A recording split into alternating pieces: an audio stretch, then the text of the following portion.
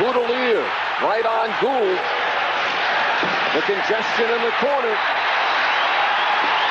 There should be quite a bit of hitting here tonight. Even more there than we anticipated. Well, a little run in, a little late by number 3, Scott Stevens. I think it's going to send him to the penalty box. Tempers are at an all-time height, I think, between these two hockey clubs. Bobby Nystrom, the veteran, and a penalty coming up. Ron Wicks blows the whistle. A collision on the far side. New York Islanders, number 23, gets a 2-minute cross-checking penalty. You can see that penalty coming right up there as he collides and cross-checks with Lou Francis Garrett. Is Murphy with Bossy over him. He is banged to the ice by Trache. Out there for checking. Remember, they were shorthanded. There's the check by Trache on Larry Murphy. They have had some of their better chances. It is definitely here at the Coliseum. Trying to get around McEwen. Langway takes a tough shot. I believe that's flatly in there. It was a straight right. It goes wide. Gardner plays it off the boards behind the net. And there is Langevin. Another leveling check as he jams Adams into the boards. Adams seems to be the man the Islanders are focusing on going back to game 2. That's been quite obvious in tonight's game. Adams has been involved in a fight already, and look at number 26, Bam Bam Langevin. Just prior to that, Rod Langway, a good smack. And Billy Smith makes the miraculous save. He was down, he was out. And Jarvis just unable. A 2-minute penalty for boarding. 5:37 was the time, and there it is. That was in the Islanders' end zone. Here you can see it. Boudelier had gotten rid of the puck. Carpenter came running halfway across the ice to get a piece of Boudelier. He not only got a piece of Boudelier, but he got himself a 2-minute charging penalty. Lou Francis Getty. Is Gardner winding it up.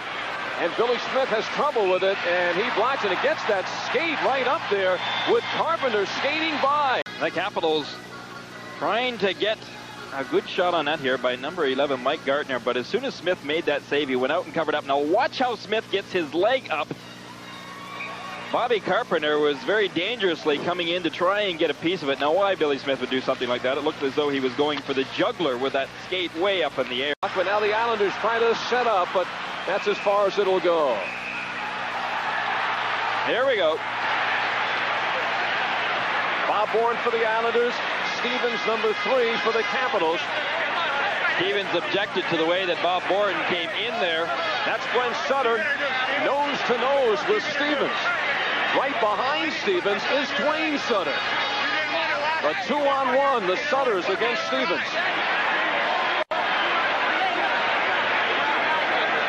Well, they're certainly not asking each other where they're going to fish in the summer. You can say Duchesne down, and Duchesne was run into the boards very heavily by Bob Bourne on that incident, and that is why Scott Stevens came immediately to Duchesne's side, because he knew that that was kind of a vicious run by Bourne. Let's take a look.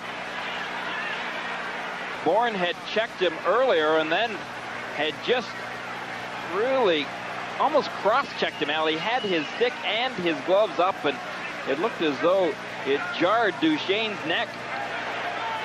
Oh, there's a dangerous one behind that, and that is Scott Stevens and John Tonelli.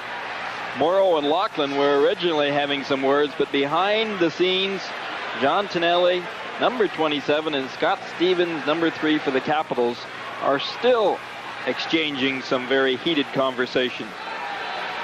Scott Stevens, the muscle for the Capitals, and he is one player who may make a run at his teammate Rod Langway for the Norris Trophy this year. Anybody open in the good shooting positions.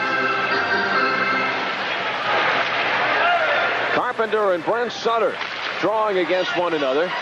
Paul Boudelier, fine rushing defenseman. 2-on-1. The Sutter brothers. Brent shoots, scores!